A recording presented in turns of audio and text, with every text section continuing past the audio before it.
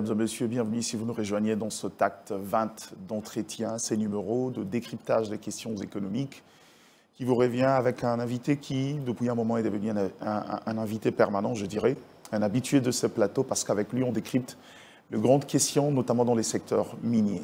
Il vous souviendra que depuis un moment, la RDC est dans une tangente de signer un accord bilatéral avec les États-Unis, matière stratégique contre sécurité.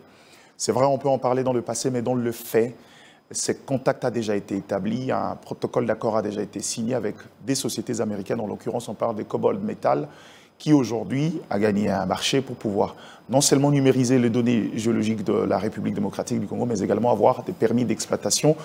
On parle d'un coût de milliards, mais la grande question c'est que ces secteurs miniers qui est à la fois moteur des finances publiques de la République est devenu aujourd'hui également un élément ou un facteur clé dans les questions des développements et sécuritaires. Comment faire pour que ces secteurs miniers restent ces secteurs porteurs de croissance, mais surtout un secteur qui nous apporterait vers la dynamique de paix et du développement.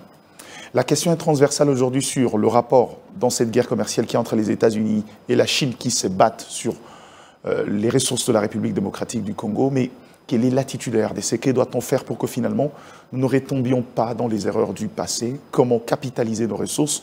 Comment garder la tangente sur nos perspectives, notamment en termes de chaînes de valeur?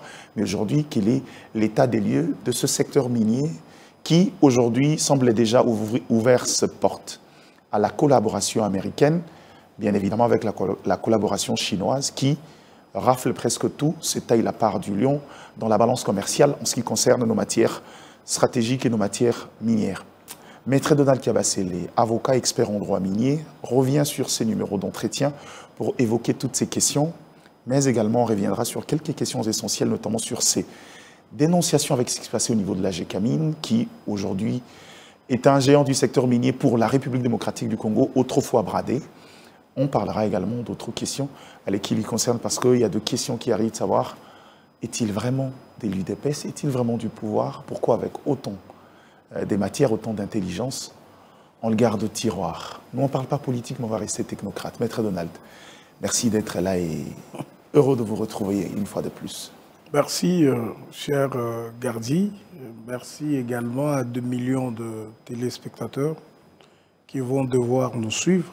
Donc, nous sommes là pour effectivement mettre on va dire, à contribution notre expertise pour voir ces domaines-là rayonner. C'est tout ce qu'on veut. Exactement. J'aurais bien voulu commencer par des anticatastases, mais on va commencer par la thématique centrale. Aujourd'hui, je voulais rappeler, vous le connaissez parce que le secteur minier, c'est votre secteur. La RDC est déjà dans l'effectivité de son accord avec les États-Unis par Cobalt Metal. On parle d'un géant qui pèse 2 milliards, qui a déjà à pied d'œuvre avec la numérisation des données géologiques, qui aujourd'hui, on parle déjà des 1700 carrés miniers déjà octroyés en termes de titres pour cette société. On parle, c'est vrai, dans le côté Manono, où on estime que, beaucoup d'observateurs estiment que comment pouvons-nous donner à des partenaires qui arrivent un site qui est déjà en conflit avec AVZ. Je ne vous rappelle pas cette histoire-là.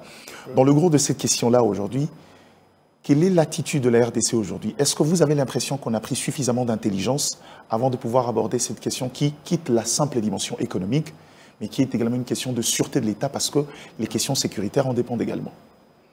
Bon, déjà, nous saluons ce qui a été fait, les avancées notables réalisées entre la République démocratique du Congo et Cobalt Metals. C'est une grande firme californienne. Il y a beaucoup d'intérêts de différents milliardaires, comme vous le savez. Il y a Bill Gates, il y a Jeff Bezos et tous les autres. C'est un grand minier, c'est une grande société minière, en fait, qui a mis l'intelligence artificielle dans la détection de certains sites avec une technologie très élevée. On sait ce que pèse Cobalt. Alors, nous devons être prudents. La prudence, c'est de ne pas être considéré par Cobalt comme un pays qui ne rassure pas, et aussi de ne pas être vu par les autres partenaires comme des gens qui peuvent se réveiller un matin et faire changer les choses. Voilà. Une dose d'intelligence, de beaucoup plus d'intelligence, nous permettrait d'éviter ce qui est en train d'arriver. Je rappelle qu'en 2024, si j'ai bonne mémoire, la société AVZ Metals avait saisi le Centre international de règlement des différends relatifs aux investissements, les CIRD, donc on appelle CIRDAI, tout ça, en anglais. Voilà. Alors, il y a eu une ordonnance qui avait été rendue, parce que c'est un conflit qui opposait une filiale de cette société qui est Datcom Mining. Oui. Il y avait un Chinois, je pense, Zijing Mining, vous voyez. Il y avait la cominière qui représentait effectivement la République démocratique du Congo. Dans le contrat signé, il était prévu un arbitrage international.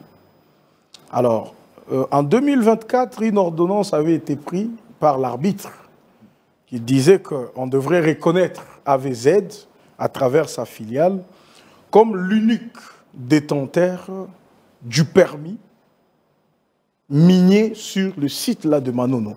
C'est une grande concession de lithium qui renferme des centaines de millions de tonnes de lithium. On va dire que c'est la plus grande réserve du lithium dans le monde. Dans le monde, oui. Voilà. Le conflit avait porté sur certains titres que AVZ voulait avoir de l'État et que l'État ne voulait pas. AVZ considérant qu'il avait apporté sa contribution et que la contribution de l'État peinait à venir, l'État ne voulait plus lui donner, on va dire, de contrat. Alors, ce conflit est pendant. Je pense, lors de l'ancien, on va dire, l'ancien ministre des Mines avait signé un mémorandum d'attente entre Cobalt et le gouvernement, où ils se mettaient d'accord qu'ils vont donner à Cobalt, on va dire, le droit qu'avait la société AVZ. Alors, quand j'en appelle à une dose d'intelligence et de sagesse, c'est pour rassurer toutes ces parties, au point qu'aucune de parties ne soit appelée à faire une mauvaise publicité de l'environnement économique, de l'environnement des affaires, du climat des affaires en République démocratique du Congo. Est-ce qu'on n'engage pas déjà un bras de fer en partant sur ces bases-là? Bien sûr, parce que déjà, j'ai vu qu'après que le ministre actuel ait effectivement encore approché la partie Cobalt, j'ai vu qu'AVZ a encore saisi l'arbitre international pour dire, écoute, c'est vrai qu'il y a eu un moment, j'avais suivi qu'un communiqué officiel entre Cobalt et la société AVZ Metal, ils s'étaient mis d'accord pour dire que Cobalt devrait remettre une indemnisation juste et équitable à la société AVZ avant de prendre ce droit. Ça n'a pas été fait. Vous voyez? Alors que ça n'a pas encore été fait, on pouvait attendre. On pouvait pousser Cobalt à finir des engagements avec AVZ. Comme ça, on donne à Cobalt, il peut bien faire les affaires de manière tranquille. En gros, Cobalt doit payer le litige de l'État congolais. Cobalt a accepté de payer les litiges que l'État congolais avait avec AVZ, mais ne l'a pas fait. AVZ considère que je ne peux pas rester dans de promesses. Il s'agit d'une grande affaire, d'une grande mine de lithium dans le monde. Je ne dois pas me limiter là. Alors, une autre question, c'est que, est-ce que Cobalt, parce que si on a refusé à AVZ, on avait estimé, d'ailleurs le président avait très bien réfléchi, pour ces gisements de lithium, alors que nos richesses sont en train d'être dilapidées, vous voyez, le président voulait qu'on constitue une réserve, que nous puissions créer une rareté, de sorte que dès qu'on s'ouvre au monde, que cette mine-là de lithium fasse effectivement revenir autant de bénéfices à la République démocratique du Congo. Vous voyez, c'est vrai qu'ils ont tenté, AVZ avait déjà tenté de continuer des exploitations à grande échelle, mais le gouvernement avait pris l'option de mettre une main un peu sur ça en attendant voir l'évolution du lithium. Avec l'expérience du cobalt, certainement, qui avait perdu sa valeur sur le marché. Bien sûr, c'est en voyant ce que le cobalt devenait, que le gouvernement s'était dit, écoute, on peut d'abord attendre avec le lithium et pour anticiper voir ces comment effets nous pervers. pouvons évoluer. Alors, la grande difficulté avec Cobalt, c'est que nous n'avons pas accès au texte officiel pour savoir clause par clause qu'est-ce qui a été décidé. C'est quoi l'apport de Cobalt? Vous mettez les pieds dans le grand. Vous voyez? C'est quoi l'apport de Cobalt? Qu'est-ce qu'on amène en termes de royalties? Ce serait quoi la marge? Ça serait quoi les calendriers d'exécution de ce qu'ils ont promis? Oui, on veut bien la numériser. Quoi la feuille de route? Oui, la feuille de route, le calendrier. On veut bien qu'on puisse numériser nos archives géologiques. Sont-ils en phase avec le code minier congolais? Par exemple, parce que toutes ces questions, on doit être rigoureux, au même titre que nous le sommes avec les autres sociétés minières, même si avec les Américains, on est en partenariat stratégique, on pourra mettre un peu d'eau dans nos vins, mais il y a toujours moyen de voir, parce qu'il n'y a pas que ces questions d'argent, il y a des questions d'ordre environnemental. Qu'est-ce qu'ils vont s'engager à faire sur le plan de l'environnement? Ok? Ça sera comment leur cohabitation avec les populations locales? Vous voyez? Il y a tout ça qui devrait être pris en compte pour qu'on ne retombe pas dans la même situation que AVZ avec son groupe Datcom et Zijing Mining. Alors, parce qu'on est dans ça, parce qu'on est dans ce flou, parce qu'on ne connaît pas, nous risquons de brader ces lithiums alors qu'on voulait que ces lithiums nous rapportent plus. Vous voyez? Donc, ce mieux qu'on mette en place, effectivement, je sais qu'il y a des équipes qui sont constituées d'experts qui connaissent bien la matière, mais ils doivent suffisamment réfléchir pour que nous tirions des dividendes de ces lithiums. Parce que dans les déclarations de Cobalt, il vous dit qu'il va, numériser la cartographie géologique. 2, il va avoir de permis pour explorer, pour faire des explorations. Alors, nous, on voulait bien qu'il nous parle de l'exploitation. On voulait bien qu'il nous parle de la transformation. Vous voyez? Parce que qu'est-ce qu'on va venir encore chercher dans ces gisements de Manono? Les lithiums, c'est connu que c'est des centaines de millions. On veut bien que ça soit quantifié par de méthodes qui sont à la pointe de la technologie. On veut bien. Mais pour ravitailler les batteries électriques, les batteries de voitures électriques, pour le stockage de l'énergie, pour tout ça, on a besoin du lithium. Et c'est un minerai qui est en vogue actuellement. Est-ce qu'on a besoin qu'on vienne seulement numériser? Est-ce qu'on a seulement besoin qu'on puisse faire des explorations? Ou nous avons besoin d'exploiter, de transformer sur place et d'avoir le produit fini? Vous voyez? Alors, si Cobalt n'en a pas dans ses intentions, je pense qu'il faut le pousser à ça. Sinon, on va se retrouver 10 ans après, on va constater qu'ils exploitent, mais qu'ils ne font rien de leur... Il n'y a pas de valeur ajoutée. Vous me poussez à poser... Il y a deux questions de manière enchaînée. La première, est-ce qu'aujourd'hui, les considérations sécuritaires nous conduisent à la précipitation sur les aspects économiques, notamment dans cet accord-là? La deuxième question, c'est aujourd'hui, vous parlez du flou qui entoure ce fameux contrat avec Cobalt. Nous connaissons l'influence de géants qui sont à la tête de cette entreprise-là et leur influence sur la sous-région particulièrement.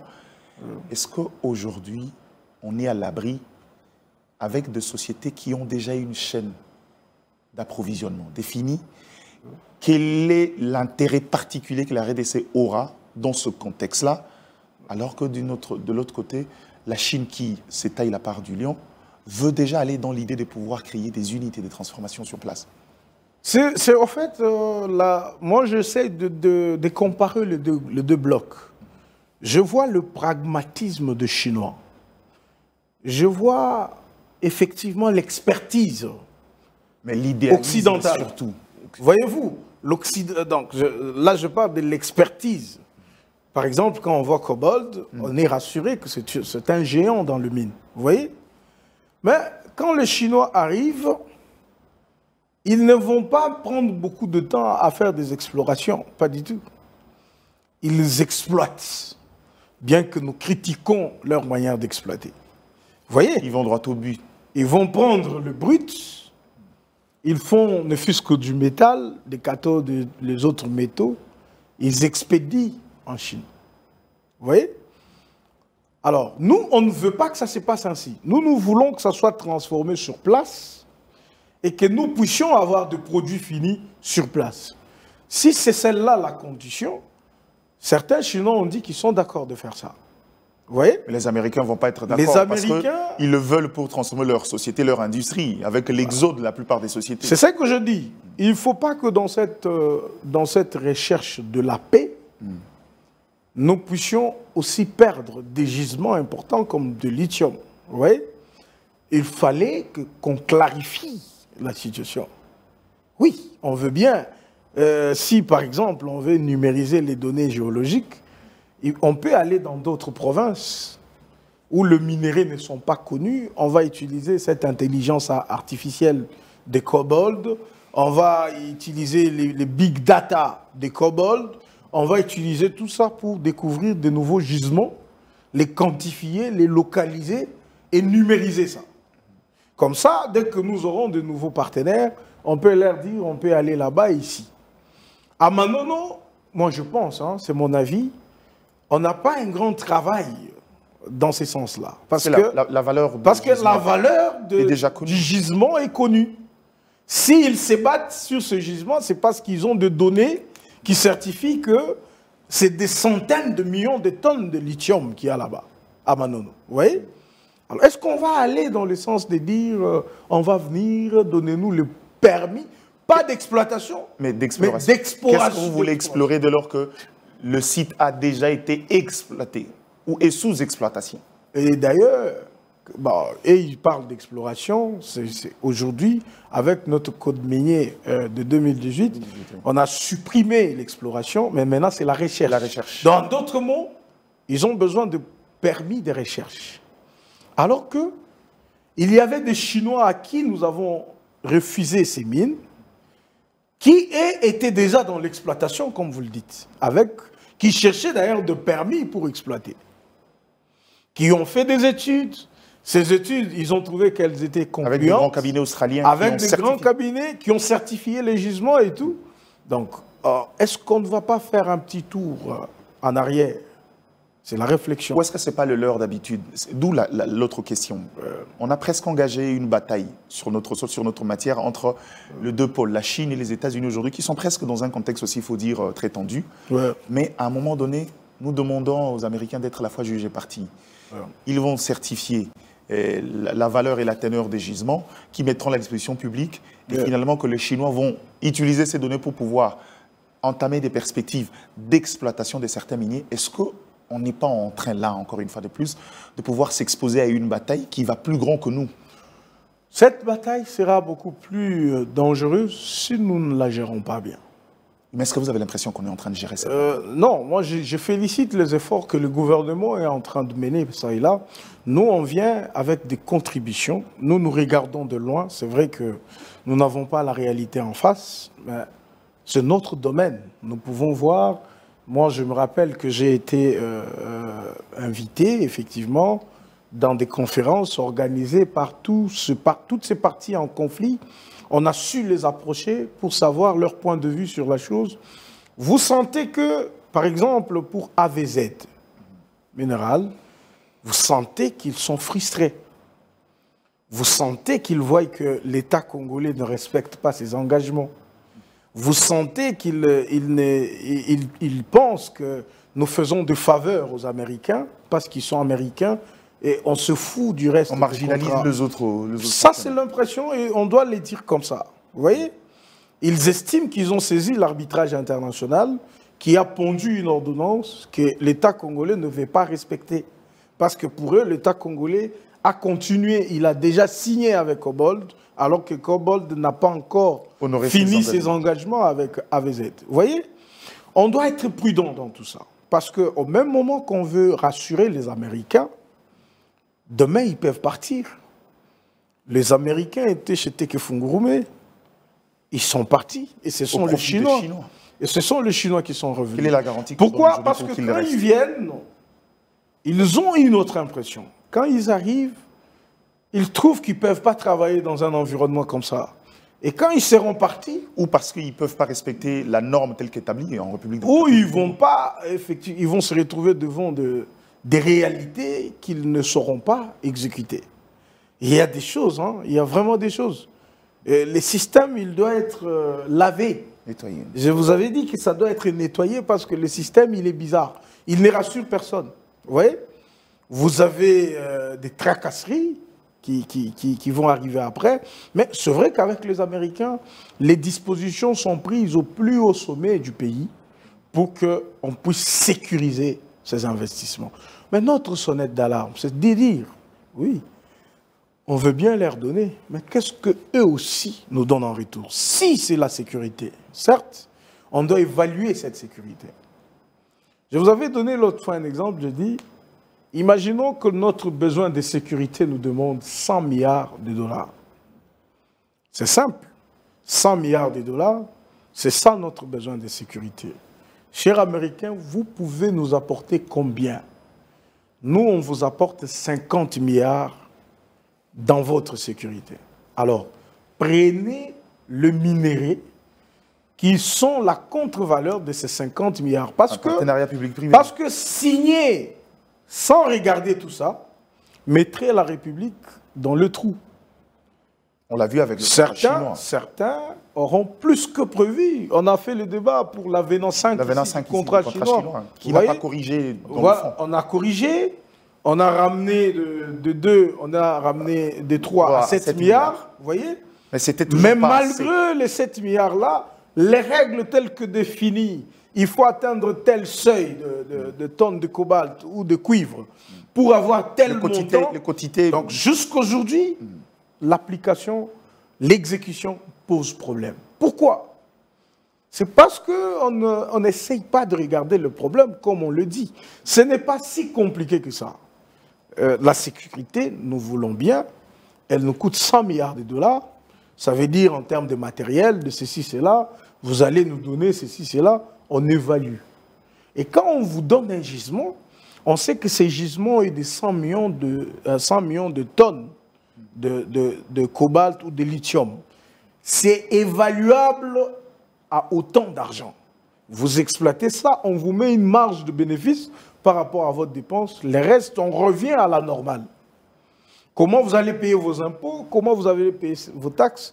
Mais quand vous avez un gisement déjà en exploitation, mais vous avez un partenaire qui vous promet qu'il va venir faire une exploration, certes, c'est son droit de faire une contre-expertise de ce que les Chinois avaient fait, mais ces données-là, nous les avons. Nous avons besoin, dans ces gisements de lithium, nous avons principalement besoin, effectivement, de quoi? C'est d'exploiter et de transformer.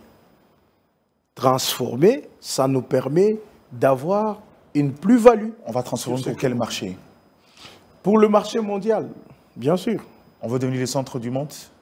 Mais c'est tout l'objectif qu'il y a derrière le fait de vouloir transformer le minerai ici. Parce que les batteries électriques, les voitures électriques, les réserves d'énergie, tout ça, tout le monde en a besoin. Si on sait qu'en RDC, on peut trouver ça. Mais sommes-nous en position de force pour pouvoir engager cette discussion dans Je sais qu'on n'est pas... Nous sommes allés chercher cet accord pour trouver une solution qui nous pend au cou depuis un moment, la question sécuritaire. Ouais. Ce qui nous rend un peu dépendants et nous met dans une position délicate. Pas totalement, parce que j'ai vu l'esprit de sociétés américaines. Ils ne viennent pas dans l'imposition. Ils veulent que vous discutiez. Ils tiennent des réunions. Ils nous demandent qu'est-ce que vous proposez et qu'est-ce qu'eux peuvent faire. C'est comme ça qu'ils ont accepté de payer à VZ, bien que c'est des promesses, vous voyez. Donc c'est juste une question, même si on sait que nous sommes faibles, nous avons besoin d'eux pour qu'ils viennent nous soutenir, il y a toujours moyen de mettre ces travails-là, vous voyez, de les dessiner et que tout soit correct. Ça va de l'avantage et de la RDC et des Américains eux-mêmes. Parce que si les accords ne sont pas bien signés, Si tout n'est pas défini, demain, on peut remettre ça en cause. L'État congolais peut remettre ça en cause et aussi peuvent remettre ça en cause. Les Chinois en ont subi ici. Ils ont signé depuis 2007-2008. On était obligé de révisiter ces accords pour revoir comment on pouvait remonter un peu la marge. Pourquoi? Parce qu'on a considéré que c'était léonin et c'était mal fait. Donc les Américains ont besoin que ça soit bien fait, que le calcul soit clair. Parce que nous ne sommes pas non plus dans une situation d'asphyxie. C'est nous qui nous sommes tournés vers les Américains. Mais il y a plusieurs pays dans le monde qui ont besoin de ce que nous avons ici comme minerai stratégique. Voyez-vous? On pouvait aussi faire avec ces pays-là. Mais ils n'ont pas assez de capitaux que les Américains, ça c'est une certitude. Oui. Et autant d'influence dans le jeu sécuritaire. Je suis d'accord avec vous. Je connais la force des sociétés américaines, mais il n'en demeure pas moins vrai que sur le 100% des grands acteurs économiques dans le monde, il se révèle qu'il y a d'autres États qui font mieux les choses aussi que les Américains. Comme aussi les Américains font superbement bien les choses. Vous voyez?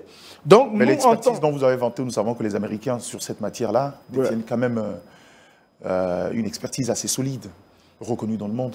Bien que reconnue dans le monde, si vous comparez avec la Chine, vous voyez, on va dire, la quantité importée par la Chine. Vous voyez? Vous regardez, la Chine fait de ces transformations, vous allez réaliser qu'ils ont presque gagné le marché dans le monde. Pourquoi? Parce qu'il y a un pragmatisme qu'ils mettent, une expertise qu'ils mettent, même si on reconnaît que les sociétés américaines ont une si grande expertise. Mais les affaires, c'est aussi le pragmatisme.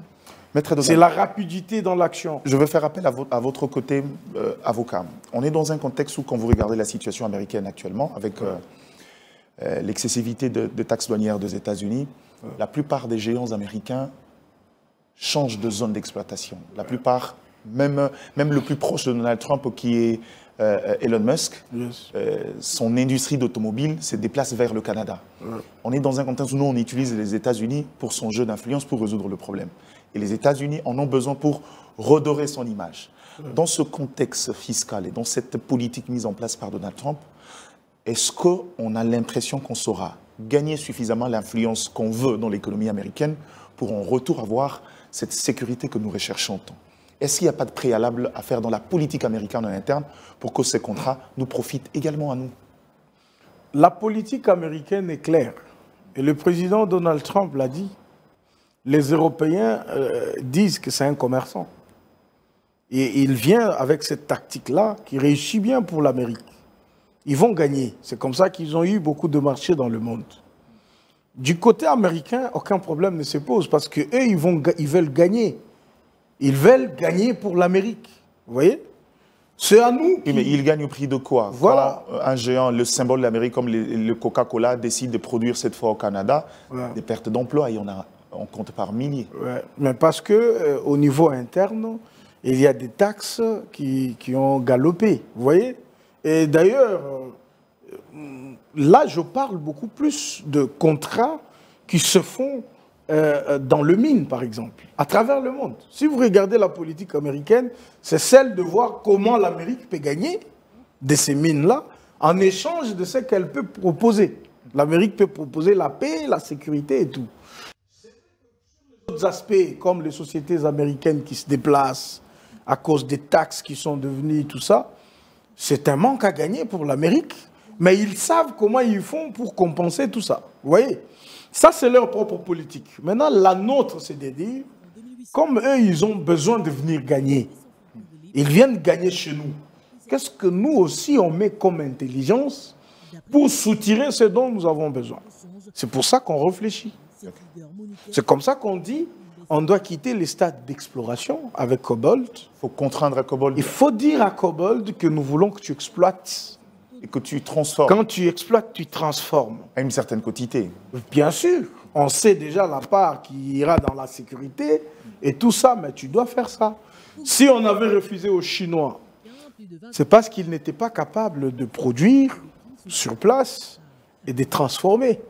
Nous, on veut que vous puissiez produire et que vous puissiez transformer. Donc, combien de temps l'exploration va nous prendre? Combien de temps il va commencer à exploiter? Combien de seront-nous capables de contrôler pendant l'exploration ce qu'ils peuvent faire en termes d'exploitation? Ben, c'est vrai que le délai pour les recherches sont connus dans notre code minier. Le délai pour les recherches, vous voyez, ça peut se définir entre parties, vous voyez, et voir dans quelle mesure ça pourrait se faire. Mais est-ce qu'il y a urgence de faire des recherches sur un site qui a connu plusieurs expertises certifiées des grandes sociétés sous exploitation et qui est déjà en train d'être exploité? Est-ce qu'on doit faire des recherches? Donc, sans rejeter l'offre de Cobalt, tout ce que nous demandons à nos experts qui représentent la République démocratique du Congo, c'est de pousser Cobalt à exploiter et à transformer. C'est tout ce que nous on demande. Et puis, nous devons savoir c'est quoi sa part, son apport, c'est quoi? Certainement, ça sera une joint venture qui sera créée avec Cominière. Cominière, exactement. Cominière qui va représenter l'État congolais. Qu'est-ce que Cominière va mettre? Comment se fera le partage? Les royalties, les droits sur... Donc, tout ça, on doit passer clause par clause pour savoir si ces contrats avec Cobalt est plus que celui qu'on avait fait avec AVZ, à travers Datcom Mining ou Zijing Mining. Vous voyez? Si nous ne pouvons pas avoir accès à ces contrats-là, s'il doit rester confidentiel et qu'il n'est pas à la hauteur de ce qui avait été fait avec AVZ et les autres, c'est qu'on a perdu. Alors, une question qui taraude beaucoup d'experts à ces niveaux, c'est qu'au regard des caractéristiques du marché actuel, du lithium, qui garde sa valeur, et au regard de l'influence américaine sur les considérations politiques, il est peut-être possible que la RDC laisse la main sur le super profit qui est une marge très importante pour la République, telle que voulue par le Code minier révisé. Et quel est votre avis, vous, en tant qu'expert? Est-ce qu'à ces niveaux-là, aujourd'hui, on peut craindre de pouvoir laisser l'influence politique peser sur les intérêts de la République, notamment ces super profits au regard de l'attraction du marché actuel? La crainte est légitime et effectivement, la perte l'est aussi. Dans le cas où nous disons aux Américains que, écoute, venez nous sécuriser et puis prenez ce que vous pouvez prendre, ça veut dire qu'on ne s'entend plus à de super profits. Même si ces super profits y auraient, mais nous avons compensé ça avec la sécurité. Vous voyez? Donc il ne faudra jamais mettre en tête que sur certaines considérations, on fait des concessions. Non, mais ça, c'est sûr. Parce que quand vous dites prenez, c'est quand, par exemple, un opérateur minier va faire le bénéfice qui vont au-delà de 25% de ce qui était prévu, qu'il paye le 50% de ce super profit à l'État. Vous voyez? Ça veut dire, vous devriez faire le bénéfice de 1000, mais vous faites le bénéfice de 20 000. On calcule le super profit qui est la marge de 25% au-dessus de ce que vous attendiez comme avantage. Et dans ce 25%, si vous avez dépassé, ce que vous avez gagné en super profit, vous faites revenir 50% à l'État congolais. Donc, nous déjà, à ce niveau, quand vous faites un troc de temps moderne, vous échangez la sécurité contre le mine, vous acceptez de perdre. Vous acceptez de laisser les autres prendre ce qu'ils peuvent prendre, de vous contenter de la sécurité qu'il y a. Mais il y a moyen de jouer la carte pour que la RDC gagne. Comment? C'est de dire qu'on doit contrôler tout ce que vous faites. Je vous ai donné un exemple, j'ai dit... Comment aurons-nous la possibilité de contrôler quand, même en termes d'expertise, de ressources, quoique déjà exploitées avant, c'est eux-mêmes qui le font?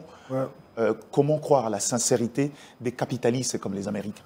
Non, mais parce que les organes de contrôle, c'est même pour ça que nous insistons sur la sagesse et l'intelligence qui doit caractériser les représentants de la République. Pourquoi? Quelle structure, Maître Donald, pourra être un bon levier pour la République? Il y a plusieurs structures qui entrent dans tout ce qui est mine. Donc, il suffit juste d'imposer le respect du code minier. Et je vous ai déjà dit qu'on a épilogué là-dessus. Beaucoup de structures de contrôle dans le mine, ils ne font que le jeu des opérateurs économiques. Même les structures étatiques. Je vous dis que dans chaque mine, il y a la police de mine, il y a l'ANER, il y a tous ces services-là. Mais tout ce qui sort n'est pas renseigné. En agent de... N'est pas renseigné. N'est pas renseigné. Vous voyez?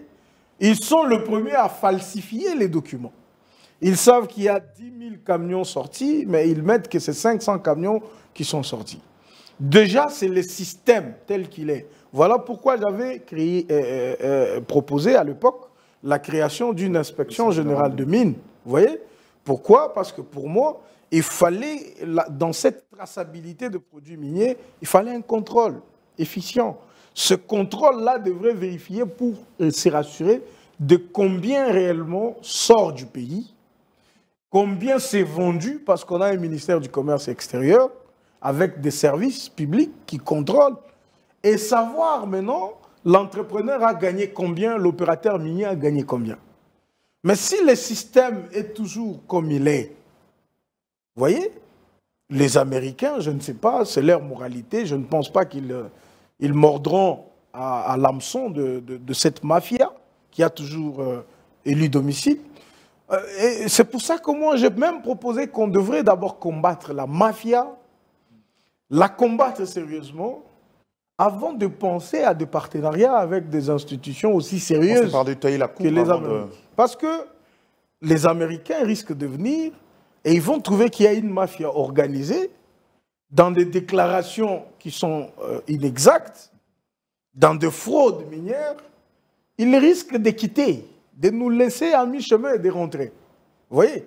Alors, donc, toute cette chaîne-là, toute cette mafia, toute cette fraude, on devrait d'abord jouer ce travail de fond pour combattre la fraude, vraiment faire le ménage dans le palais avant de voir avec les autres. Je vous donne rendez-vous avec l'histoire. Vous verrez que certaines sociétés viendront ici et certaines sérieuses vont se décourager, elles vont rentrer. Tant que la mafia continue, ils vont se décourager, ils vont partir. Alors, je ne suis pas un prophète de malheur, mais c'est la réalité. C'est la rationalité sur base de faits. Maintenant, la dernière question avant de prendre 2, 3, 4 questions des téléspectateurs qui ont l'habitude de vous suivre. La dernière, c'est Kinshasa aujourd'hui connaît un problème avec la baisse du prix du cobalt sur le marché. Yes. On a fait de la rétention de stock, ça a remonté un peu de 8 à 9% à peine. Ouais. Mais la question aujourd'hui, est-ce que le fait que l'État autorise à nouveau l'exportation de cette matière est une question de fait où il y avait nécessité de pouvoir le faire? Si oui, comment pensez-vous qu'aujourd'hui la RDC peut mieux capitaliser ces ressources qui aujourd'hui lui donnent une place de choix sur le marché international de matières stratégiques? Déjà, moi, dans mon combat de voir la RDC imposer ses prix sur les matières stratégiques, vous savez, par exemple, nous sommes la capitale mondiale du cobalt. Vous voyez? Nous avons plus de 60% du cobalt qu'il y a dans le monde. Vous voyez? Nous avons 40% du cuivre. Non, 30% du cuivre. Les lithium, nous en avons presque 70%. Vous voyez? Nous sommes des grands acteurs. Mais quand on décide de prix sur le plan international, on ne nous interroge pas. Vous voyez? On ne nous pose pas de questions. On nous considère comme étant un simple marché. Non, on nous considère comme donc, des gens qui n'ont rien à voir avec. Et moi, cette politique-là, je l'appuie. Mais cette politique a aussi des conséquences. Nous dépendons en grande partie de nos exportations de minerais pour ravitailler notre économie. Ça veut dire quand on décide de mettre la main sur le cobalt et dire qu'on ne va pas le vendre, nous en subissons. On renonce. Voilà pourquoi j'avais beaucoup plus aimé le souhait du président de voir comment on pouvait rivaliser le sol et le sous-sol. Parce que si nous avions un accent très particulier qui est mis sur le sol, dans la culture, dans l'agriculture, dans la production locale, et que cette production locale sait nous prendre en charge, prendre notre vie en charge. On sait vivre à cause de de la production locale, nous pouvons stopper l'exportation et du cobalt et du lithium, créer la rareté et obtenir une flambée de prix. Vous voyez? Donc, mais maintenant, la difficulté, c'est qu'on le fait à nos risques et périls. On le fait, nous stockons, nous imposons le stock, mais en retour, on a des conséquences. Là où on pouvait avoir 4 milliards... On n'a pas suffisamment de résilience. Là où on pouvait avoir 4 milliards, on accepte d'avoir 2 milliards. Parce que nous avons stoppé les cobaltes, on n'a pas voulu le vendre. Vous voyez? Alors, quand même le prix va prendre un peu 10%, 20%, on ne saura pas combler le manque à gagner. Gap, ouais. Le gap, là, il est grand. Quand vous stoppez comme ça, le gap, il est grand que quand ils vont dire, bon, on met 5%, on met 10% sur le prix. Vous voyez? Donc, l'unique manière de le faire, et la plus bonne, c'est d'avoir une production locale qui rivalise sur le sous-sol. Vous avez un sol, nous avons une terre très arable, avec autant de forêts que nous avons, nous pouvons nous concentrer, financer la production locale, qui peut nous prendre en charge les besoins quotidiens de la population. Là, on pourra faire le jeu avec nos mines. Mais tant que nous n'en avons pas fait, on n'a pas d'alternative. Eh ben, ça va nous retrouver sur la figure. C'est même pour ça que c'était un point de vue que j'avais émis depuis là où j'étais. J'avais apprécié ce que le gouverneur de la Banque centrale avait fait pour l'appréciation du franc. Oui. Mais je lui avais dit que le fait pour l'État de toujours injecter 50 millions va nous poser un sérieux problème. Je lui avais dit, dans mon domaine, par exemple, qui est le domaine minier, c'était simple à faire. Il suffit qu'on insiste sur les rapatriements de devises. Pour des sociétés qui sont dans l'amortissement de leur investissement, ils vont donner 60% de leurs devises. Pour ceux-là qui ont dépassé l'amortissement de leur investissement, ils doivent rapatrier le 100%. Il y a des sanctions qui suivent. Ça fera que les devises seront rapatriées au pays. Dans le compte principal créé à l'étranger, on aura le contrôle de flux, de mouvement. Au lieu d'injecter les 50 millions qui vont sans retourner le franc, nous aurons des devises qui peuvent permettre à ce que la monnaie soit de plus en plus stable. Et ça, c'est des choses qui, quand le contrôle il est très accru dans ce que je dis là, eh ben, la stabilité, elle vient de soi. Mais vous avez 100% des sociétés minières. Combien de sociétés minières rapatrient le vrai montant de bénéfices qu'ils ont réalisés? Ils font de fausses déclarations. Ils font de fausses déclarations. Certaines sociétés, ils ont déjà dépassé l'amortissement de leur investissement. Ils devraient rapatrier 100%. Ils rapatrient même les 10% ou le 2%. Mais après des coups de corruption de nos compatriotes qui sont là et qui laissent les choses se faire. Et maintenant, vous allez pousser la Banque centrale à prendre 50 millions éjectés. Il fallait aussi éjecter le franc. C'est comme ça que j'avais dit, quand on éjecte les 50 millions de dollars, ça veut dire que les dollars sera... c'est la loi de l'offre et de la demande. Les dollars il y aura beaucoup de dollars. On augmente la masse monétaire en devise voilà. Sur le marché. Mais le franc va diminuer. Et si ça diminue sensiblement, c'est un grand déséquilibre directement. C'est comme ça que pour moi, je me disais, est-ce que, monsieur le gouverneur, prochainement, est-ce que vous n'irez pas par 10 millions, par exemple, et voir comment vous pouvez, en retour, mettre même 5 millions de francs, ou carrément, s'il n'y a pas ces francs-là qui circulent, vous pouvez recourir à la planche à billets au montant équivalent pour faire l'équilibre sur le marché. Donc tout ça, ça permet à notre économie de voir revivre. De revivre aussi. Alors, Maître Donald, il y a 3 questions de la population. La première, c'est quelqu'un s'est posé la question de savoir quels sont vos rapports avec le chef de l'État. Parce qu'on est dans un contexte très stratégique où c'est négocié les questions minières.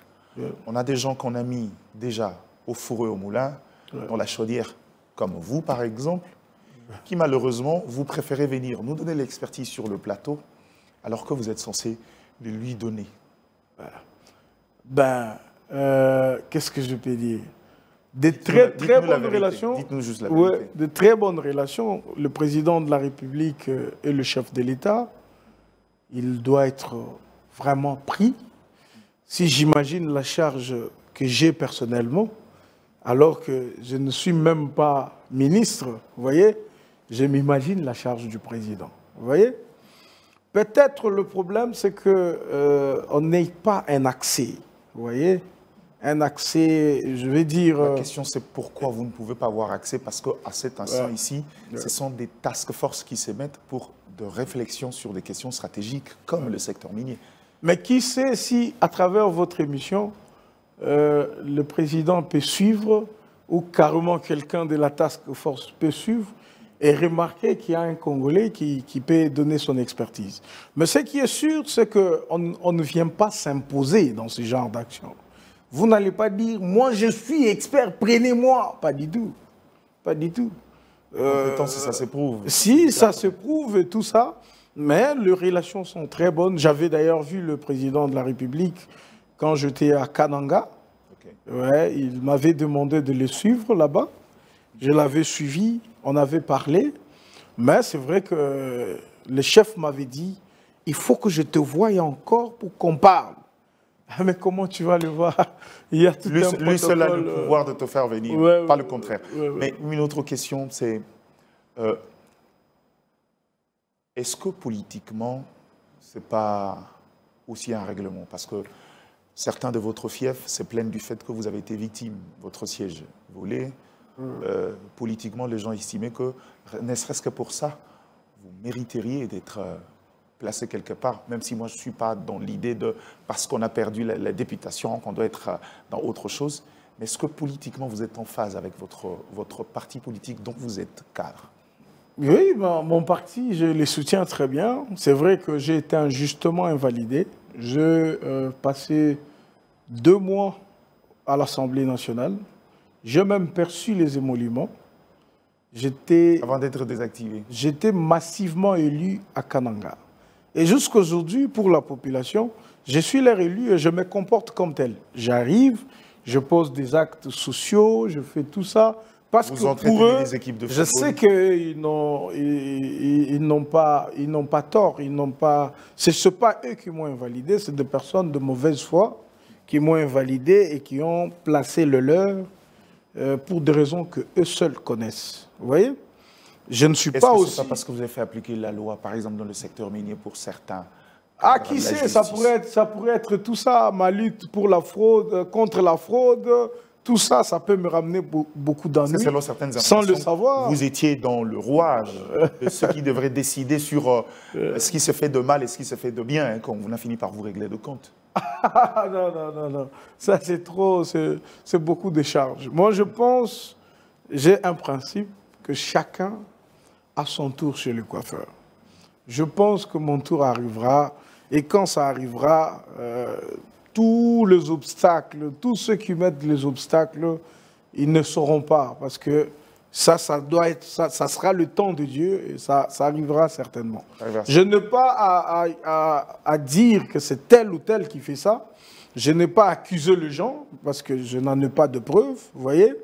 Mais ça ne peut pas m'empêcher, même si j'ai été injustement invalidé, même si j'ai été massivement élu, ça ne m'empêche pas de poser des actes de bienveillance. De l'autre côté, vous vous rappelez que j'ai une grande équipe de football, Saint-Luc. Saint-Luc, oui. Et j'ai vu d'ailleurs... c'est une équipe mythique de Kananga. Voilà que j'ai ramené en Ligue 1. Après 12 ans, j'ai ramené le club en Ligue 1. J'ai d'ailleurs aimé, je félicite notre frère, le haut représentant du chef, Tony Kankushiku, qui lui aussi a pris l'équipe de Chinkunku, qui est l'équipe rivale. Cette rivalité fera j'imagine que le derby sera à la hauteur. Donc, vous voyez, je ne m'empêche pas de faire ça. Je ne m'empêche pas de défendre le président.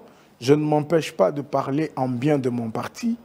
Je ne m'empêche pas de mettre mon expertise, ma petite expertise, bien sûr, à la disposition de notre pays. On peut en faire usage même de loin.